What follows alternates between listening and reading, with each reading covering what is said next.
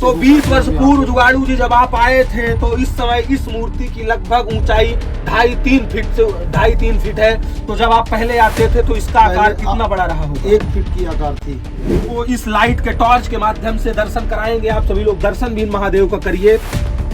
अद्भुत महादेव है। यहाँ पे लाइट की व्यवस्था नहीं है, इसलिए हम आपको टॉर्च के माध्यम से, मोबाइल के फ्लैश के माध्यम से दर्शन करा रहे हैं। और आप देखिए कि ये जो यहाँ का ऊपर का ये सब भाग बना हुआ है, ऐसा लगता है महादेव का ये एक तरह से मुकुट है सर्प का। और ये देखिए यहाँ पे ऐसा प्रतीत हो रहा है जैसे कि ये नंदी जी है हमारे बीच। देखिए मैं यहाँ से निकल रहा हूँ।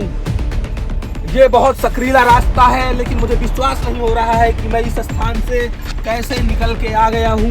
ये अद्भुत जगह है और मुझे पूरा विश्वास हो गया है कि इस मंदिर के चमत्कार के बारे में हमने जितनी कहानियां सुनी थी। हर हर महादेव। साथियों, हर हर महादेव। मैं आपका दोस्त, आपका साथी शौर्य मिश्रा। जैसा कि हमारी एक्सप्लोरिंग सनातनी की जो टीम है वो पहुंच चुकी है मध्य प्रदेश। मध्य प्रदेश का वो स्थान जो मां प्रकृति की गोद में बैठा हुआ है। मध्य प्रदेश को भारत का हृदय, भारत का वक्षस्थल कहा जाता है। ये स्थान ओमलेश्वर धाम, ओमलेश्वर धाम जो कि उमरिया जिले के मुख्यालय से 80 किलोमीटर दूर घनघोर जंगल में, घनघोर झीलों के बीच में, पहाड़ों के मध्य में मां प्रकृति की गोद में स्थित है। इस स्थान में बताया जाता है कि स्वयंभू शंकर जी का जो शिवलिंग है उनका प्राकट्य हुआ है। यहाँ के स्थानीय निवासी हमारे साथ हैं। हम उनसे बात करेंगे इस स्थान की विशेषता के बारे में, इस स्थान की क्या विशेषता है, इनकी क्या महिमा है, इस स्थान के क्या महत्व है। तो हमारे बीच यहाँ के स्थानीय निवासी हैं, हम उनसे बात करेंगे। तो पहले आप अपना परिचय दे दीजिए। जी, मेरा नाम उमादत्त पांडे। आप उमरिया के निवासी जी, मैं उमरिया से 30 किलोमीटर दूर कौड़िया ग्राम का निवासी हूँ। जी जी, कौड़िया जो है उमरिया जिले के अंतर्गत ही आता है। जी। तो ये जो स्थान है क्या उमरिया जिले के अंतर्गत ही आता जी, है? उमरिया जिले का ही स्थान, ये बहुत ही धार्मिक प्राकृतिक जी स्थान है। इस स्थान की क्या विशेषता है? इस स्थान में पूज्य संत जी श्री भगत गिरु बच्चू जी महाराज विराजमान हैं। जी, जैसा कि यहाँ स्थानीय निवासी जुगाड़ू जी ने हमें बताया कि ये प्रकृति उत्पन्न महादेव हैं जो प्रकृति की गोद से उत्पन्न हुए हैं। और यहाँ के जो महंत हैं बच्चू जी महाराज हैं। तो यहाँ के जो महादेव हैं उनकी क्या विशेषता है? यहाँ पे महादेव जी को पुष्प बेलपत्र अर्पित करने के बाद सरल हृदय से भगवान से जो भी प्रार्थना करेंगे वो आपकी प्रार्थना पूर्ण होगी। क्या जैसे हमने पढ़ा है, जैसे हमको कई स्रोतों से प्राप्त हुआ है, क्या यहाँ के महादेव दिन प्रतिदिन बढ़ते हैं? अभी हम हमारे जानते हुए 20 वर्ष पहले महादेव का आकार बहुत ही छोटा था। जी, आज हमारे जानते हुए ही आकार इनका महादेव का नित्य प्रतिदिन बढ़ता जा रहा है। है। जैसा कि इन्होंने बताया कि महादेव जो कि हैं स्वयंभू महादेव जो कि प्रकृति से प्रकट हुए हैं, उनका दिन प्रतिदिन उनका जो शिवलिंग है उसका आकार बढ़ता चला जा रहा है। तो जुगाड़ू जी जैसा कि हमें बता रहे हैं कि हम 20, आप कितने वर्षों से दर्शन यहाँ लगातार करने आए हैं? हम लगभग 20 वर्ष पहले हमारे पिताजी यहीं शिक्षक थे।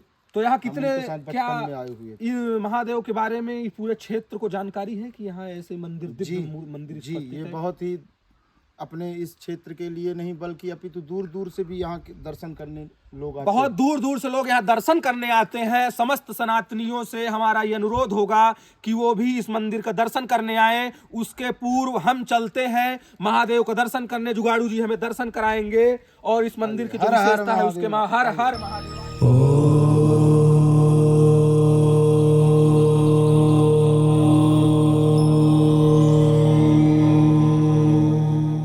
जैसा कि मैं बहुत एक्साइटेड था जब से मुझे जानकारी मिली कि धरातल से बहुत ऊपर पहाड़ों के मध्य मां प्रकृति की गोद में एक विशाल शिवलिंग उपस्थित है जिसका आकार दिन प्रतिदिन बढ़ता चला जा रहा है।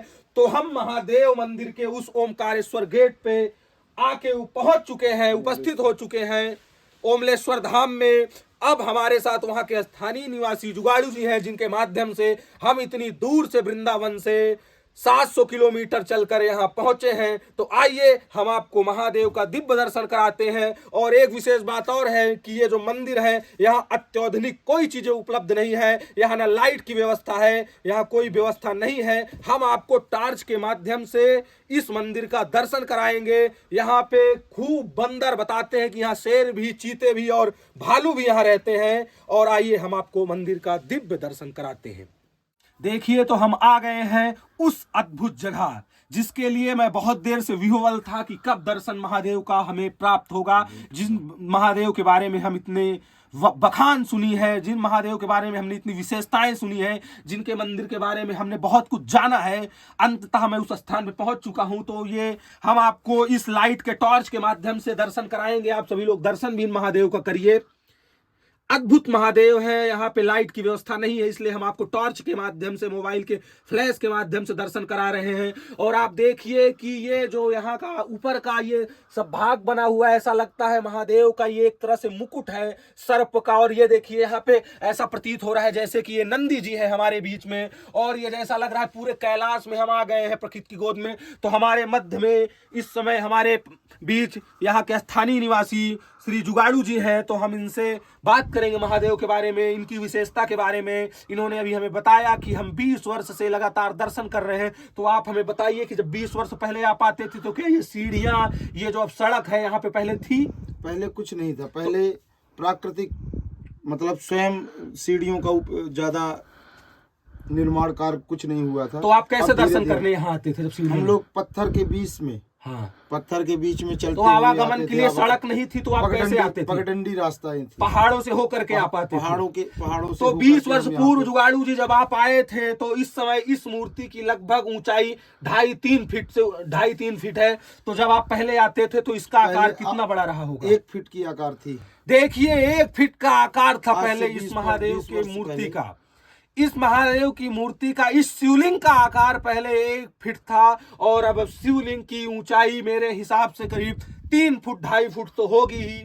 ऐसा बताया जाता है, मान्यताएं हैं कि अगर इन महादेव के मंदिर में, इस गुफा के अंदर आप घुस के अंदर आके प्रवेश करके इस गुफा के अंदर अगर आप दर्शन महादेव के शिवलिंग का करते हैं तो ये जो कंदरा है, जो ये गुफा है, इसकी लगभग चौड़ाई इतनी होगी, जैसा कि मैं हाथ के माध्यम से आपको दिखा रहा हूं, इतनी। लेकिन बताया जाता है कि भारी से भारी भरकम शरीर वाला व्यक्ति इस गुफा के अंदर प्रवेश करता है तो वो निकल जाता है इससे। ये अद्भुत, ऐसा लगता है कि साक्षात चमत्कार देखने को मिल रहा है। तो मैं भी एक बार अपने आंखों से, अपने शरीर के माध्यम से चमत्कार को करने का प्रयास करूंगा। जैसा कि यहाँ के स्थानीय निवासी जुगाड़ू जी हमारे साथ हैं, इनके शरीर की चौड़ाई मुझसे भी ज्यादा है, लेकिन हम आपको दिखाएंगे कि ये चमत्कार कैसे होता है। जब तक मैं इस चमत्कार की, खैर मैं परीक्षा लेने योग्य तो महादेव का नहीं हूं, क्योंकि मेरी सनातन संस्कृति में पूरी आस्था है, लेकिन मैं एक बार जरूर इसका प्रशिक्षण करके प्रयास करूंगा कि मैं इस गुफा की इस कंदराओं से निकल पाऊंगा कि नहीं। आप देख सकते हैं कि कितनी पतली जगह है, यहां से निकलना मुझे लगता है कि नामुमकिन सा लग रहा है, लेकिन मैं एक बार इसमें से निकलने का पूरा प्रयास करूंगा। तो देखिए मैं यहां से निकल रहा हूं। ये बहुत सकरीला रास्ता है, लेकिन मुझे विश्वास नहीं हो रहा है कि मैं इस स्थान से कैसे निकल के आ गया हूँ। ये अद्भुत जगह है और मुझे पूरा विश्वास हो गया है कि इस मंदिर के चमत्कार के बारे में हमने जितनी कहानियां सुनी थी, देखिए हर महादेव, इस स्थान के बारे में, इस मंदिर के बारे में, इस शिवलिंग के बारे में हमने जो चमत्कार सुना था, आज हम यहाँ पहुँच करके देखा कि निश्चित वो जो चमत्कार, जिनकी कहानियां हमने सुनी है, वो बिल्कुल सत्यता हैं, वो प्रामाणिक हैं। ये हमारे साथ स्थानीय निवासी जुगाड़ू जी थे जिन्होंने हमें इस स्थान का दर्शन कराया। मैं समस्त भारतवर्ष के सनातनियों से, हिंदुओं से, आस्तिक लोगों से ये प्रार्थना करना चाहता हूँ कि ऐसे ऐसे दिव्य स्थान जो कि भारतवर्ष में उपलब्ध हैं, वहाँ जा कर के उन मंदिरों को, उन स्थानों का दर्शन करें, अपनी मंदिरों को बचाएं, अपनी सनातन संस्कृति को बचाएं। हर हर महादेव। जय श्री राधे। आपका बहुत बहुत धन्यवाद। हर हर महादेव।